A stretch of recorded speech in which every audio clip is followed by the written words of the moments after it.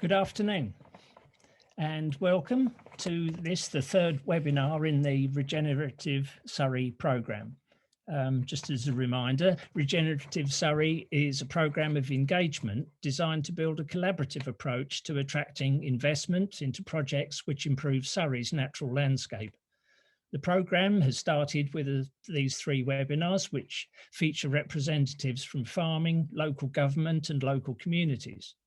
And they share their current work, vision and targets for the future of Surrey's landscape. With this context, we will then bring together all stakeholders into roundtable conversations and workshops to develop an aligned strategy and co-create projects which regenerate Surrey's natural and farmed environments. In today's webinar, we will explore how local governments can play a role in the way land is managed in Surrey and how they can work with local communities to coordinate environmental strategy. We will also explore the work of community groups who engage with Surrey's natural spaces and seek to understand their land management priorities. We'll start by hearing from our three speakers, and then we'll go to a Q&A session after that.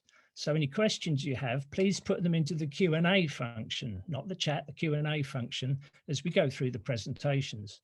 These questions will then be put to the speakers at towards the end of the webinar. Before we go to the speakers, a bit about me. My role presently is as a councillor at Tanbridge District Council rather. I have been involved over the past recent years through some work on neighbourhood planning and establishing a neighbourhood plan for the area I live in, and that's now successfully made by the council. That's taught me a lot about the planning system. In terms of the wider imperatives we face as society and widely, we do need to be addressing carbon sequestration, biodiversity, net gain, and so on. And to be sure, land use is all about how we as a society address these topics. So our first speaker is Paul Brewer of Adur Worthing Council, and he'll kick us off and provide us a case study from Sussex, which provides an example of how a council can work with local communities to formulate a climate action plan. So, Paul. Hi everybody, my name's Paul Brewer. I'm Director for Digital Sustainability and Resources at Adur and Worthing Councils. We are a district and a borough council with a joint management team on the south coast, just along from Brighton, and we have a population of around 175,000 people in total, and we've been working over the last few years to put sustainability at the heart of our strategy. We've got 5 main strategic areas, and sustainability is one of them, so it's a real priority for us because of all of the good outcomes that can be delivered through it. We have a strategic approach called Sustainable AW, and it covers a whole variety of thematic areas that we are driving progress on, including biodiversity and nature restoration. It's been developed over the last few years, and we've done a few engagement exercises with the community to co-produce it, to build it together. We had a conference called Zero 2030 in March last year, just before the first lockdown, and we had about 300 people come along to look at carbon emissions reduction as a whole group. And from that, we've built a number of initiatives, which I'll go into a little bit. But one of the outcomes was to actually undertake a full citizens assembly, a climate assembly, which was a proper sort of democratic process of selecting 43 people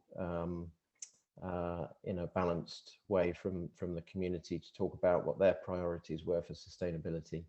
And some of the work that I'll show you comes directly from recommendations from that assembly.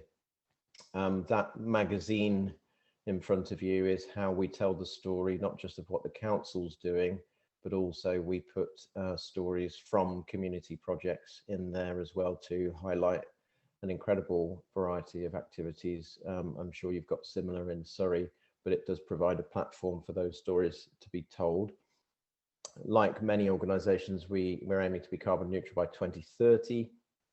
We've adopted a area-wide target for net zero for 2045 for the area, but we do have a real kind of focus on a number of things, and particularly biodiversity and nature restoration, which is the main thrust of this presentation. That was our the sort of final day of our climate assembly, which was all online, and we even helped some people who previously not had computers or digital access to get access to that world. So that was a really good starting point. Adur and Worthing are really always thinking about delivering outcomes at different levels, really. So organisationally delivering outcomes. So, for example, our carbon reduction plan identifies our strategic programme for reducing our carbon emissions, but also for investment in renewables and carbon offsetting as part of that package. So we're always thinking about organisational level, but we tend to also think about how we deliver value more broadly and create things which other people can tap into, if you like, sort of shared infrastructure and shared ideas. Just as an example, on the energy side, we're developing a heat network which takes heat from the sewer system, and that will be available to many buildings in Worthing town centre. So we're sort of sorting ourselves out for our decarbonising heating in our buildings, but also creating an opportunity for many other organisations to decarbonise their heat at the same time. And when it comes to nature restoration, we think in those terms as well. And we've got a developing vision, and obviously this is with a broad range of partners, for how as a coastal local authority we can restore intertidal coastal and marine habitat at scale, and how we might start to do that by making specific interventions, but have in mind a wider vision for how these kinds of approaches, models, financial models, project models, delivery models can be developed in a way which can be applied to multiple projects to get that scale effect of doing lots of things efficiently across Sussex.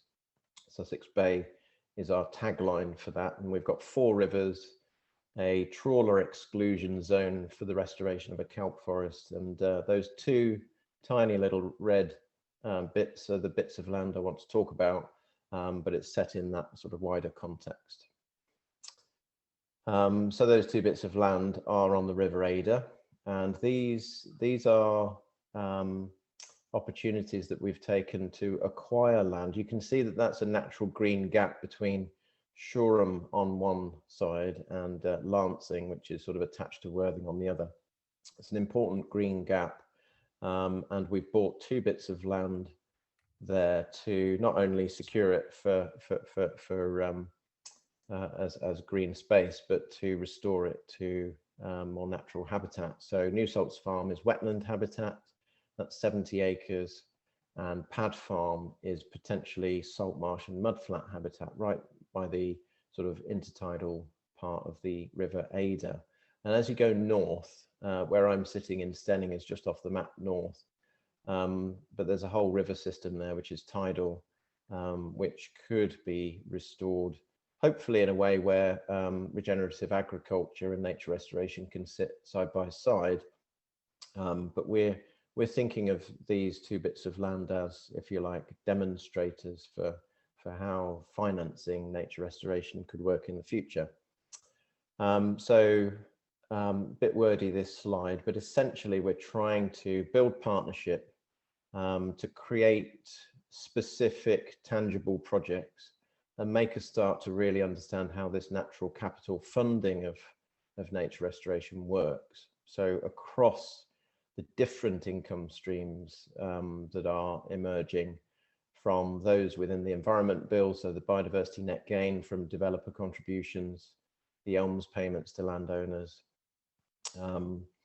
the strategic interests of organisations like the Environment Agency, who have their own habitat compensation requirements, which for us as a coastal authority are significant, as they inevitably, through their engineered defences, remove habitat that has to be replaced, plus 20%. So that's an important strategic partner for us.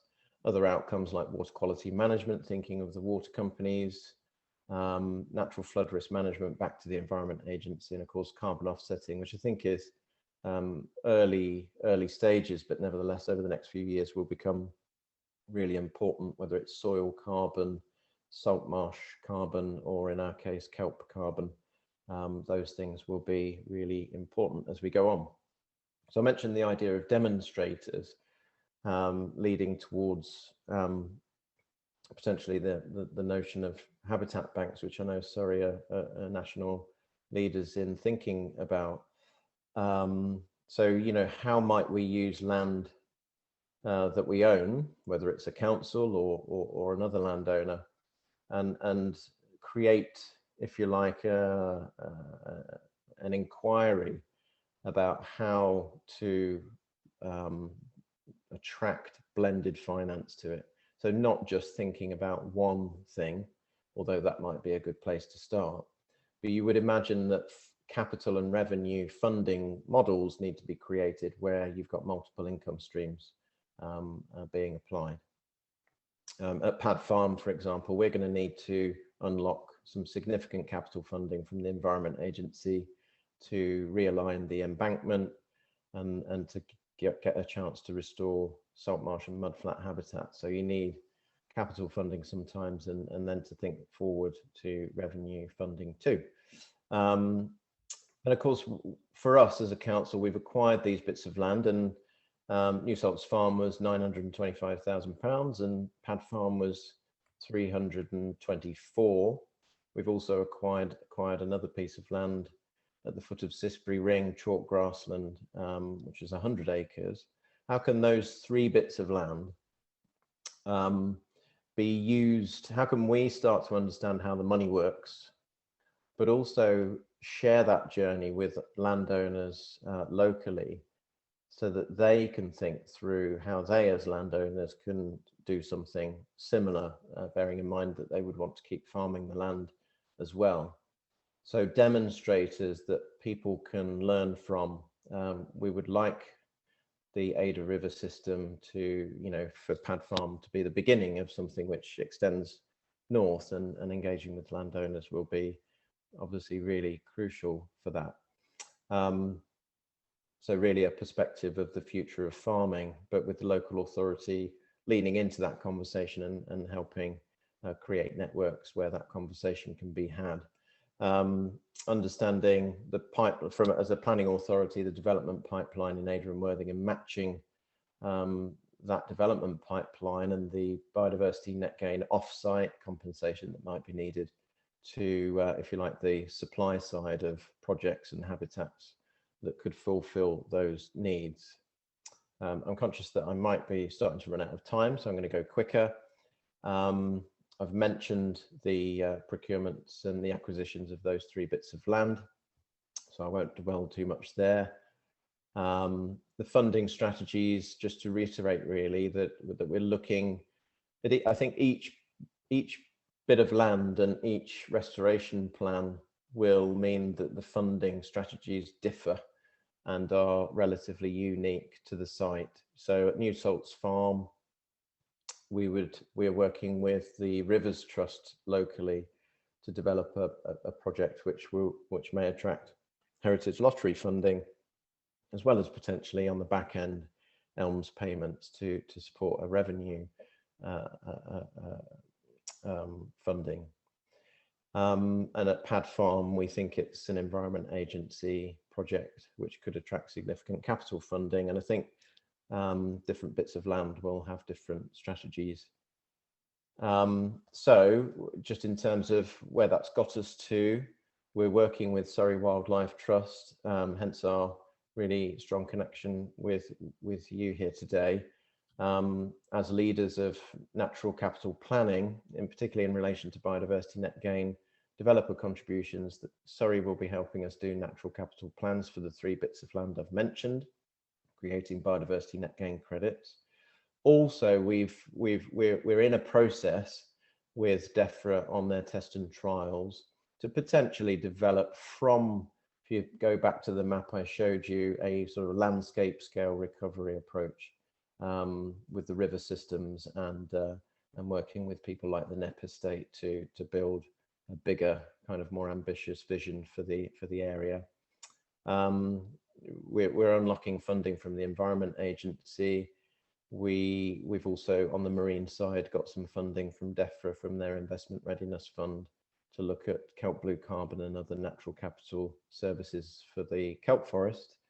And as I mentioned at the bottom there, really trying to link projects together to create landscape scale interventions.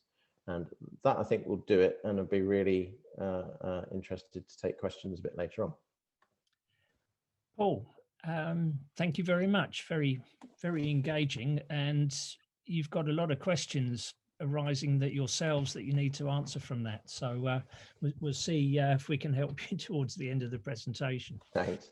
So we move on now to introducing Claire Courtier of Surrey Wildlife Trust. Claire. Okay, hopefully everybody can see that okay. So good afternoon, everybody. My name is Claire Courtier and I'm the Community Engagement Manager for Surrey Wildlife Trust. And I'm here to talk about our work with local communities. So to give you a really quick background, our vision at the Trust is for abundant and diverse nature across the county. However, Surrey has one of the fastest declining wildlife populations of any county in England. And we believe the only way to help nature recover is actually in collaboration with others. So this year we have been developing an Empowering Communities project. Now we know there's so many people within our communities already doing fantastic work. So the main purpose of this project is to support local people to take action for their environment. And we're piloting this project just this year. And I'm just working with a small number of groups just to test our initial approach and just so I can understand more what's the sort of supports that people actually need. And we will be mainly focusing in and around our biodiversity opportunity areas, or BOAs as we call them. And you can see these here. So in green in the centre is the North Downs, in purple in the west of the county is the Thames Basin Heath, and in blue in the east of the county is the Holmesdale wetland. So our core objective is to connect habitats and to support nature to thrive. And we can do this by creating and linking wildlife-friendly habitats in our community spaces, our gardens, our schools, our parishes, our towns and our countryside. And we understand that there's considerable talent within our communities. So we actually want to create solutions together with local people. And we want to ensure people are empowered and trained to take action themselves, so it's more sustainable in the long term. And we also want to create a network between groups, so there's the opportunity to learn from each other and share experience. So what are we doing to empower our communities? Well, so far this year, we have provided various points of biodiversity advice. We've also provided other support on things like volunteering and fundraising. Earlier in May, we held a Leading Volunteers training day for 10 different people. And this was to set them up so they can go back into their own communities and lead their own volunteer sessions. In June, 26 people from 7 different community groups all came together to learn about wildflower ID on rare chalk grassland in the North Downs. And we've got a number of other training sessions organised for the next few months on water invertebrates, late summer butterflies, and the fundamentals of pond and wetland management. In September, we're going to be running an Empowering Communities launch event. And this is going to be a really great opportunity to bring different community groups together. And we'll be running a series of talks and demos with a number of our Wildlife Trust experts. And I'm also in the process of drafting various downloadable resources that will be available over the next few months. And this is on topics like community toolkits, fundraising toolkits, and a variety of how to manage different habitats guides. And I thought it would be useful for you to visually see where the groups are located that we've already connected with. And on the map here, you can see the different pins that represent the different groups. So the main groups I've connected with are Rosamond Community Garden, which are on the edge of Guildford, Guildford Environmental Forum, Norbury Park Volunteers, Effingham Climate Change Group, Farnham Biodiversity Partnership, Greener Betchworth, Brockham Parish Council, Friends of Shalford, and there's a few other groups there as well. And to give you a few examples of how our communities are engaging with Surrey's natural environment, we're currently working with Royal Surrey Hospital, and our ecology services team have been commissioned to produce a report and provide guidance. So the hospital can then go on and create a wildflower meadow outside their COVID ward in Guildford later this autumn. And there's also an opportunity here to get local volunteers involved and maybe potential to link up with neighbouring land. Rosamond Community Garden, who I've already mentioned, on the edge of Guildford, they've done so much fantastic work already for wildlife. They've got beautiful hedgerows, they've got long grass areas, they've got orchard fruit trees, they garden pesticide and peat free, and they're currently in the process of building a new pond, bog and wildlife area, along with making a few improvements to their existing ponds. And the group have been really busy growing 50 or so native marginal pond plants from seed, and they hope to plant these around their existing pond later this year. And Effingham Climate Change Group, they have recently run a very successful environmental survey with their local residents. They are finalising a wildlife gardening survey, and they've recently started a Blue Heart road verges project. And they're in the process of scoping out restoring an old pond on the edge of Effingham Common. And another fantastic story is Pewley Fields. Now, Pewley Fields has been saved by the local community. They have raised over £1 million to save 37.5 acres of grassland when it came up for auction. And the site is amazing for all sorts of different wildlife, but it's also key for a nature recovery network. And it links with between Guildford, Pewley Downs, Rosamond Meadows, Rosamond Community Garden and the North Downs. So it's fantastic in that point of view. And then just finally from me, if you're wondering what actions that you can take for wildlife in your community, then I've got a few tips here for you. Now, I understand there's a variety of people within our audience, so some of the following actions might not be relevant to you, but perhaps you might be in a position to support your local community. So firstly, we recommend spending some time finding out what wildlife and habitats are in your area, and this will help you make informed decisions. And I believe Libby is going to talk more about this in our next presentation. And just to note, on their own, these actions can feel really small and isolated, but if we start to link together with every garden, community space, school, parish and town, then we can actually start to make a difference here. And I've just put together a few points of things that you can do within your community setting with a particular focus on pollinators. So with that in mind, you can provide year-round food supplies, and you can do this through creating and managing wildflower areas. You can leave wildflowers to bloom along road verges, or you can install green roofs or walls, or you can provide nectar pollen-rich trees. You can provide safe breeding and wintering habitats. And you might like to think about changing mowing regimes in some areas of your boroughs or parishes. And for example, a recent Wildlife Trust report actually stated that in the UK, 2/3 of amenity grassland is actually closely mown, whilst meadows actually provide eight times more beneficial for wildlife than a mown area. So we're really, really supportive of local authorities actually, changing their mowing regimes and moving towards leaving some areas uncut. Creating a pond is actually one of the single most beneficial things that you can do to help wildlife. And for some smaller actions, you might like to think about installing some bee hotels, which are really great for solitary bees, or you create log piles and let dead wood rot down, which is also good for wildlife. You might like to consider becoming a pesticide-free parish or community or town, and you can find out more advice by joining up with Pan UK. And the final action I have here is to connect habitats. And you might like to think about linking together with your neighbouring parish or landowner and linking those habitats together to create wildlife corridors. You might like to think about planting and managing hedgerows, or you might like to get your neighbours and community involved in wildlife gardening. Now in Surrey, 12% of our county are actually gardens. So there's a great opportunity here to actually work together and help our communities to look after those gardens, and particularly with a focus on pollinators. So you can see there's plenty of steps that we can take, and if we actually join up and work together, then we can start connecting these habitats and we can start making a real difference. So that's it from me very quickly. Over the next year, I will be working together with a number of different communities. So do get in touch if you'd like to link up and join our network. So thank you for listening, and I shall now pass back to Geoff. Claire, thank you very much indeed.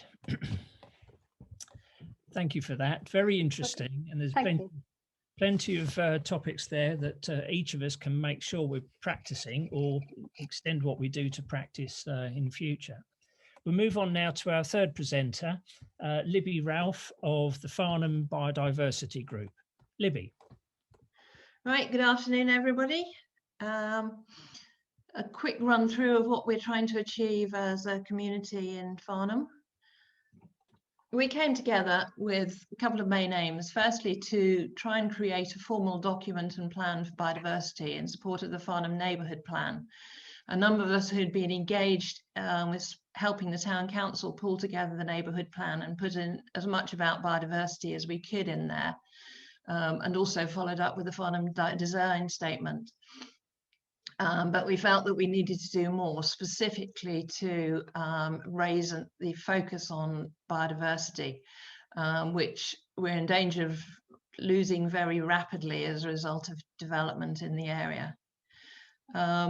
And secondly, as a second aim, to create more informal networking and activity among existing groups across the local community.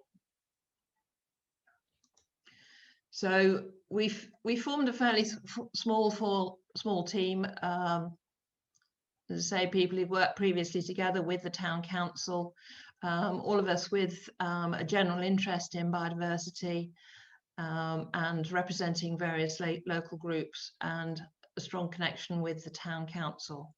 And we formed a little community interest company to coordinate the activities of the partnership and to be answerable to them for the core plan. But more broadly, what we've tried to do is engage with the very wide range of existing groups across Farnham. Some of those, like the Bishop's Meadow Trust, like the Tice's Meadow Bird Group, are already very actively looking after pieces of land in the community.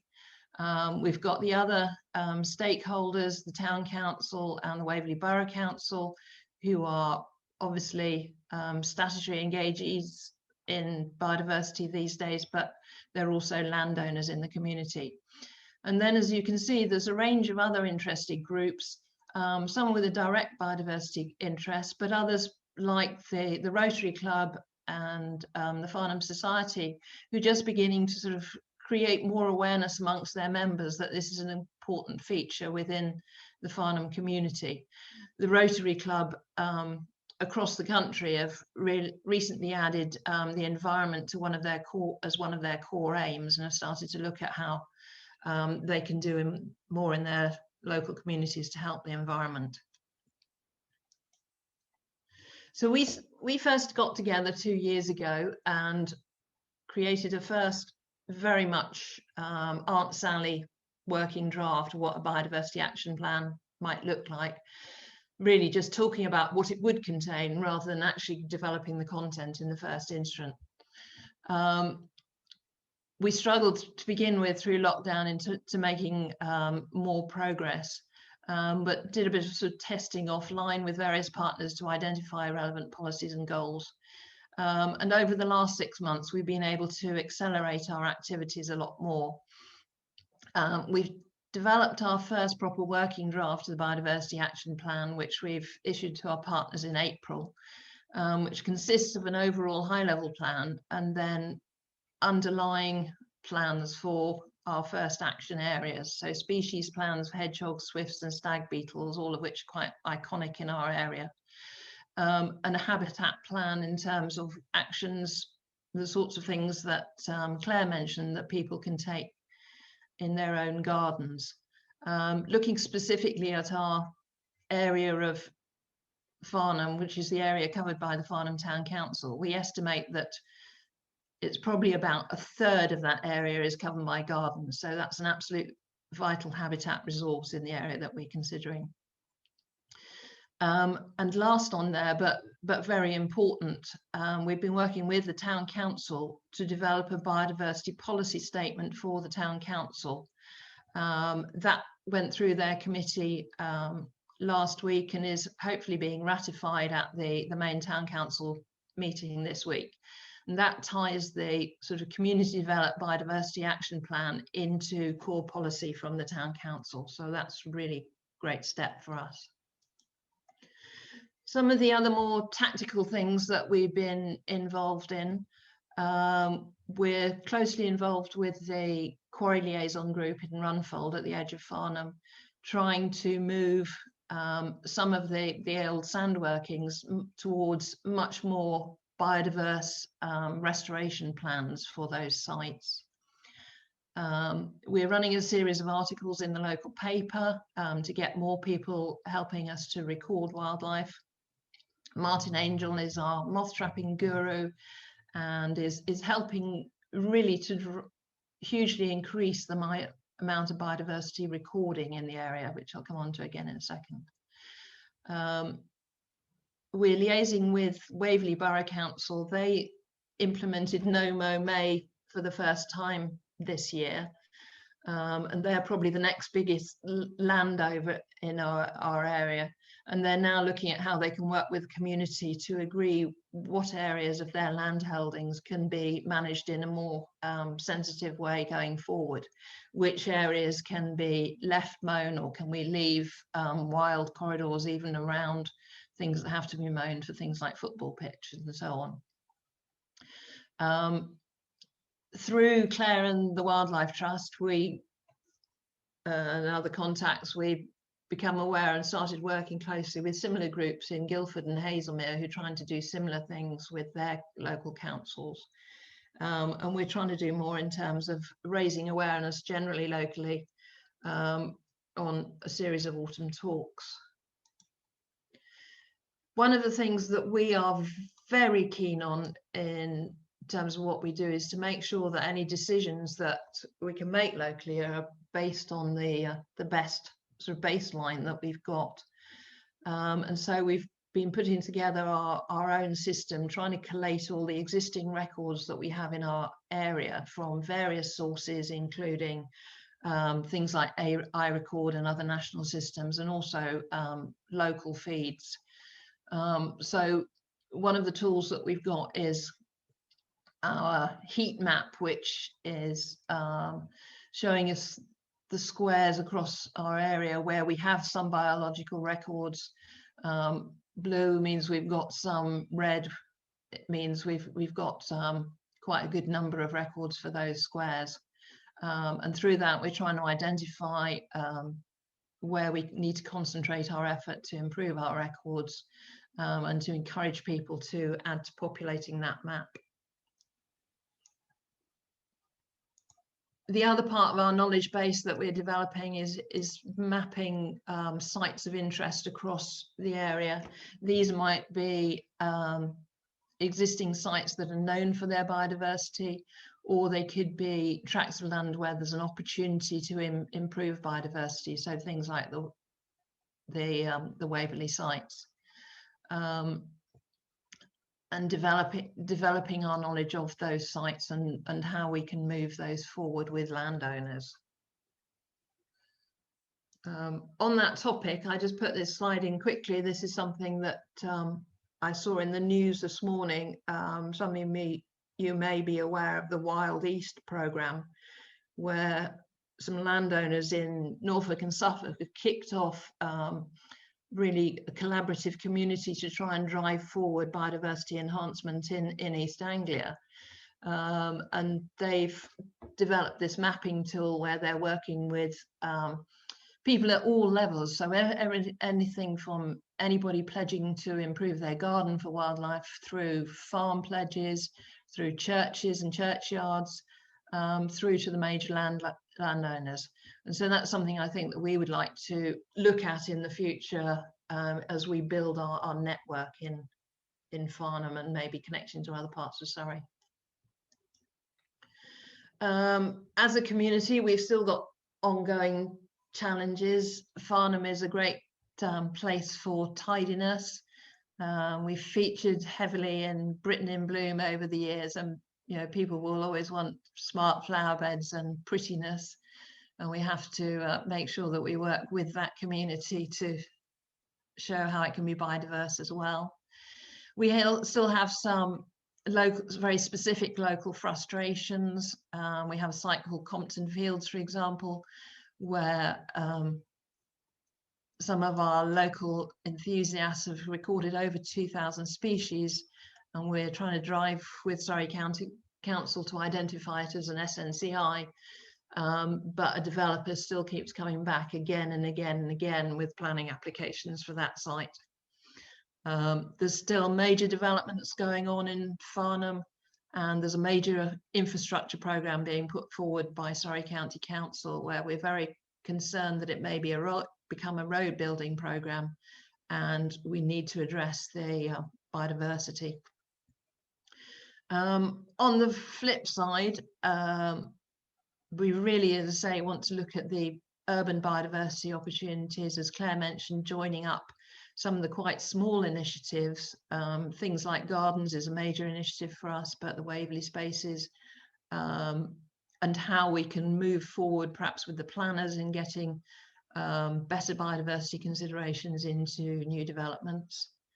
There is a farm on the edge of Farnham that is looking at rewilding opportunities, and that's very exciting. I've mentioned the mineral restorations.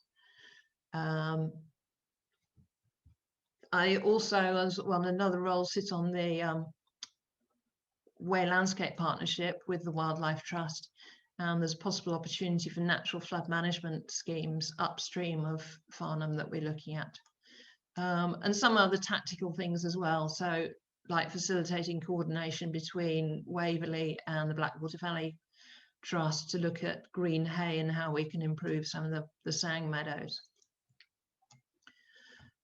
As a core team, some of the things that we're looking at is developing some more sort of concrete strategy with Waverley on the green spaces, and looking at the river corridor, which is a very important feature of the town for us, with local partners and with the Way Landscape Partnership. We want to move forward with our species action plans, and some other specific engagements with our partners, the Museum of Farnham, the Farnham Society, and also do some practical conservation projects, hopefully with the Town Council and the Rotary clubs, getting people out enhancing land that Farnham have taken over from Waverley. So it's a mixture of large and small steps that we're gradually trying to move the targets forward. And I think that's about it from me. Libby, thank you very much. That was rather impressive, and I think probably every other town and community is going to be a little bit envious of Farnham's ability, unless we hear otherwise. But no, it's very, very interesting. Well, we've heard from our three speakers now. We have some questions to work through, so I'll just take them in the sequence presented. And the first one's presented for myself to answer. The question is, how can communities engage with the planning process to ensure that new or existing developments cater to residents' environmental values? Well, the first question there is, well, what are the values of the residents by way of the environment? And I find that to not be addressed with a single answer. Some people are very much engaged with this and some people are distinctly not. That's fine. People have different views, but it's important that as a society we engage with the planning process in the right way.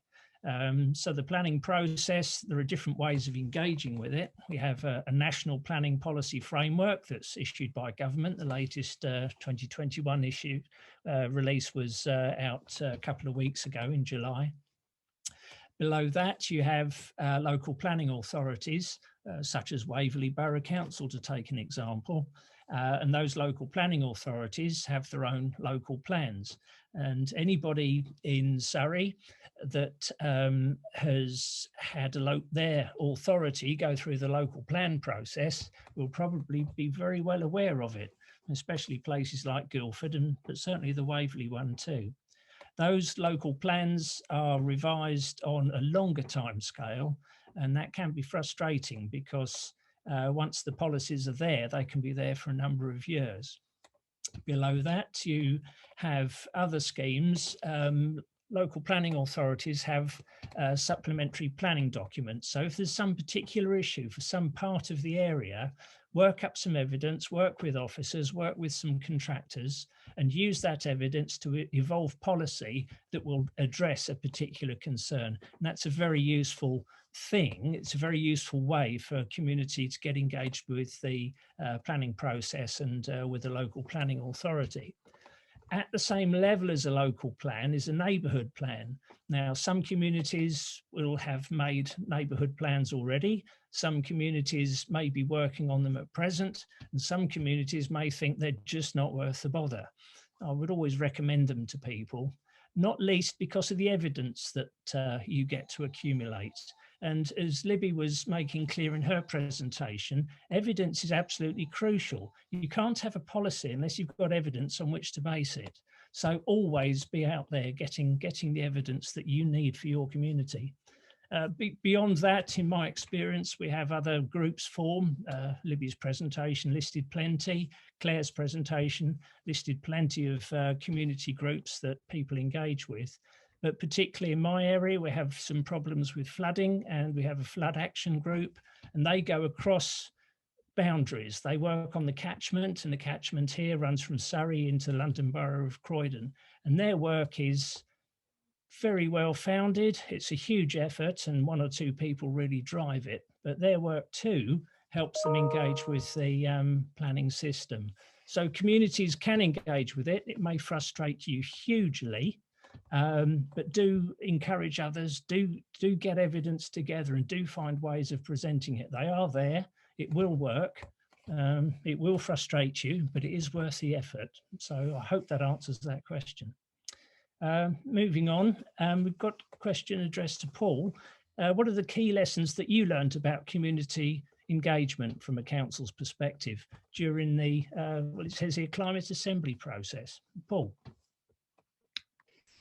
Yes, thank you. I think certainly the existing sort of partnerships that were in place with, for example, Transition Towns, the Wildlife Trust and the Climate Action Network in Worthing gave us, and continues to give us a sort of a platform of it not just being about the council engaging with community, but the community, the council being a part of the community, and therefore a part of a network that is creating new opportunities to think through some of these opportunities and challenges. So I think that's how we come at it. And with the climate assembly, that was a little bit more formal in the sense that it was the leaders of the councils and the executives of the councils agreeing to fund a specific process, which you'll be able to sort of explore online. I'll put the links in. We've got a document that describes in detail how we went about it. But one of the things about that engagement was that because it was representative, it meant that the conversation to the points that were made earlier was really about everybody going on a bit of a journey, and there were different perspectives across the group, from climate change denial in some cases through to real enthusiasm, and everybody went on a journey which allowed us to build, if you like, consensus around some of the priorities.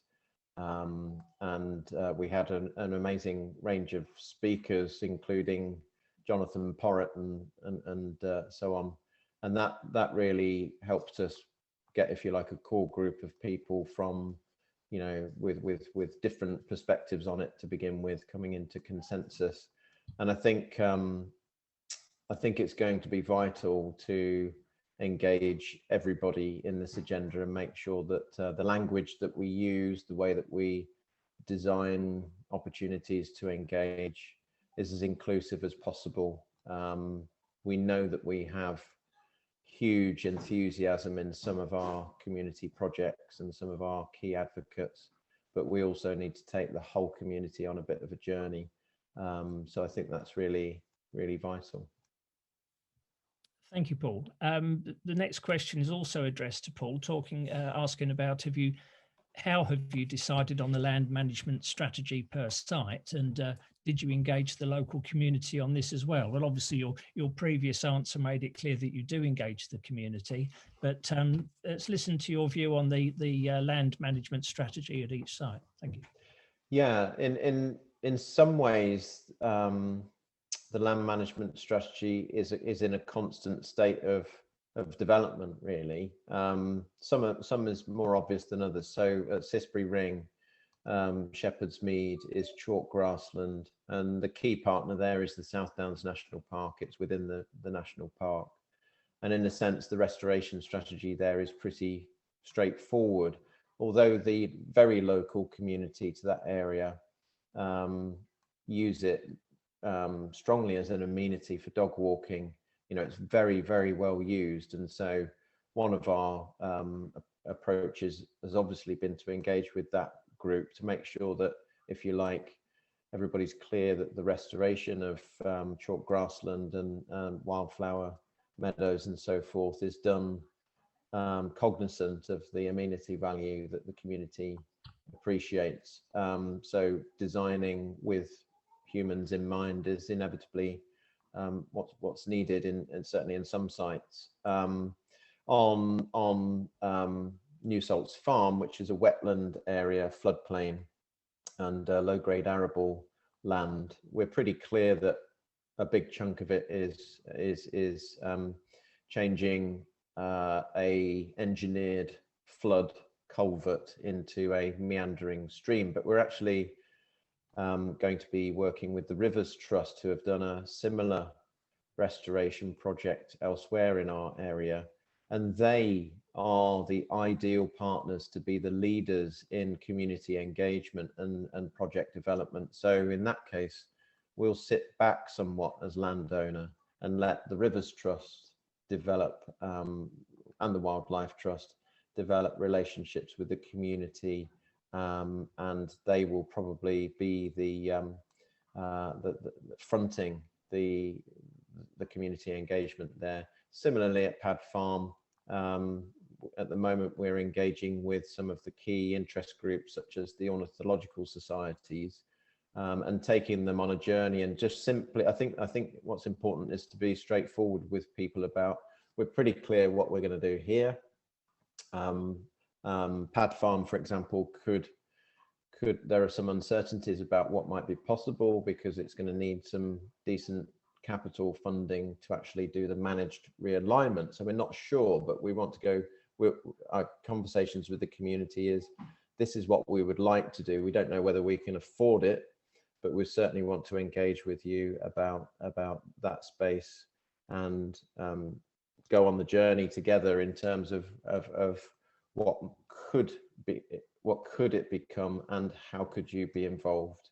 So to some extent, I guess you could summarize that as the council wants to engage with the community with open questions about how this might play out, rather than have a plan and consult on it. Yes, that's to some people, that's a new way of doing things. But I think it's the sound approach here. We're dealing with a lot of new ways of working and new topics, and I think we have to have that open approach. Thank you, Paul. Moving on, there's a couple of topics here for Claire. So if I could just refer these to Claire, is it possible for Claire to share a list of the community groups that Surrey Wildlife Trust are working with? And then from there, how do you go about linking your work with wider stakeholders in Surrey, such as farmers? Claire. Sure. Thank you, Sarah. In a moment, once I finish, I will add in, I'll type in the question here that I can send you that list of the main community groups. If you want to email me separately, then I can send you a list of the full groups that we're currently working with. But we're also trying to build links with new other community groups as well. So the list that I'm providing isn't just the end list, okay? So we are open to reaching out to other people as well. So then the next question, asking about linking our work with wider stakeholders. Obviously, our communities are built up of all sorts of different peoples, from different local authorities to residents in different professions, all sorts of different people. Now, for myself working with farmers, I actually work with colleagues, and that's their specialism. So it's very much for me, it's working with my colleagues to link together to make sure that that we're working together, united, basically. Right, thank you. The next one is addressed to all speakers. So how do we engage hard to reach members of the community? For example, those who are not proactive, those who have an opinion, but do have an opinion on local land management. So we'll take ladies first. Yeah, well, I'm happy to start answering, and then I'll pass over to Libby or Paul if you'd like to add anything in. So we've in the trust we've run all sorts of different projects over the years to try and reach different members of our communities, and we feel really strongly that we're reaching a whole community, that not just one section or part of the community. Really interestingly, I have just made links with a university student who is working on her dissertation, and she's looking at community wildlife gardens as an answer to accessibility. So she's very early stages of this research, but it's going to be interesting to see where that comes from. The other things to mention is, if we're trying to build different projects, then we try to include representatives from those different parts of the community so that we're building something together that works for those individuals. So it's, we're aware of a number of barriers, but we're not just creating something ourselves that we think there's coming up with that solution ourselves. Libby, Paul, do you have anything to add? Yeah, I would say there's sort of from an unofficial approach. I think there's two related answers to it. One is you don't, in the first instance, in that in some ways you don't tackle the adversaries head on. I think you start by working with the people who are going to support and grow a movement within a community. And that leads on to the second one, that you're almost start to take people with you by subversion. There's some examples where people have an opinion, and sometimes it's because they think it's the fashionable opinion to have. A good example was No Mow May this year, which, as I say, Waverley started in our area for the first time. And a lot of people who've traditionally been of the tidy brigade in Farnham, some of them took to social media to moan about this. And what we found was that because what we'd been doing and what other community groups around Farnham had been doing, the people who were very much in favour of it had gained confidence by realising that there was many more people across the board that were engaged and thought the same as them. And I just watched it on social media and found that every time somebody popped up and said, "Oh, isn't it awful somebody hasn't mowed the verges," there was 20 people popped up and said, "We think it's great." And I think if you could gradually change opinions by advocacy and giving people courage that they're not alone in trying to move that forward, then actually it starts changing the fashionable opinion of a community sometimes. Thank you very much. Paul, do you have anything to add to the points made by Claire and Libby? I think they're really great points, and I think one thing to add, I suppose, is that I completely agree with Libby about essentially the sort of being clear about building coalitions of the willing, because I think that's really, really important. Also a point on the narrative, if you like, the public narrative. If there's too much space in the public narrative, it can get filled with the wrong kind of messages and essentially sort of misinformation, and the sort of dissenting voices can get quite a lot of airtime, and so I think there's something about continually storytelling and writing those stories in a way which resonates with as many people as possible, so that people can, if there are dissenting voices, then there's a narrative out there that's being constantly replayed, which is, well, actually, no, it isn't like that, because I read about it and it's much more positive than you suggest. And so I think establishing the narrative and protecting it and reinforcing it is really important, so that people can, in community, kind of correct each other in a useful way. Thank you very much. The next question is addressed to Libby. Are you helping other groups like yours set up around the country? Do you have ambitions to do so? But then perhaps also, if you could move on from that, Libby, to answer the next question from Steve Fry about balancing the needs of biodiversity and regenerative approach with the increase in demand for recreation and so on. Libby, thank you. The answer to the first question is we are. Sometimes it's bludgeoned by people like Claire and Sarah Jane to say, will we talk to other groups across the county? I mean, the reality is, yes, we love to try and network with people. Bandwidth is always going to be a problem. But we're talking as much as we can with Guildford Group and Hazelmere, who are trying to do similar things to us. I think you've just got to be realistic in what you can achieve and gradually sort of create that rolling momentum. Okay. I'm just conscious of the witching time of I'll move quickly on to Steve's question about balancing this with the needs of people wanting to use the countryside. I think it's a huge challenge that everybody I know working in the countryside has seen over the last year or so, with people using the countryside more under lockdown. I think there's obviously the direct diversions trying to encourage people to use things like sangs, but I also know of a local nature reserve, for example, who is tackling the problem of sort of the conflict between people and biodiversity by creating a new car park.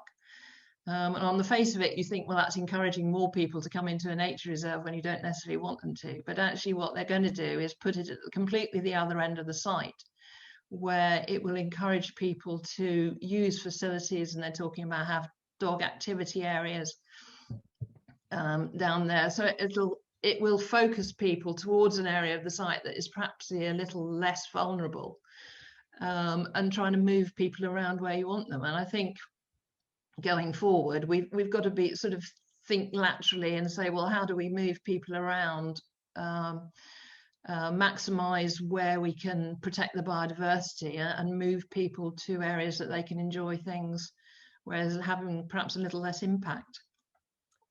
Thank you, Libby. I'm going to draw the Q&A to a close there as time is up.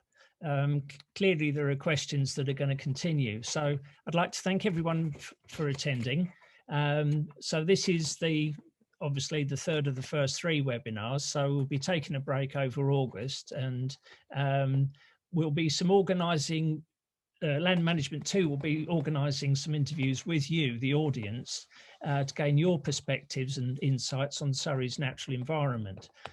These interviews along with the webinars will be used to inform some roundtables and workshops in September. So clearly these questions will continue to be addressed. We'll keep in touch through the Regenerative Surrey newsletter. You can sign up for that through the land management website. We'll continue with a seminar in early September where we'll hear from representatives of Surrey's corporate sector.